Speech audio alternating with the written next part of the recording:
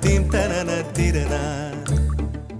நடந்தால் ஆறு எழுந்தால் அருவி நின்றால் கடலல்லோ. சமைந்தால் குமரி மணந்தால் மனைவி பெற்றால் தாயல்லோ. சிறு நதிகளே நதியிடும் கரைகளே கரை தொடும் நுரைகளே நுரைகளில் இவள் முகமே. சிறு நதிகள்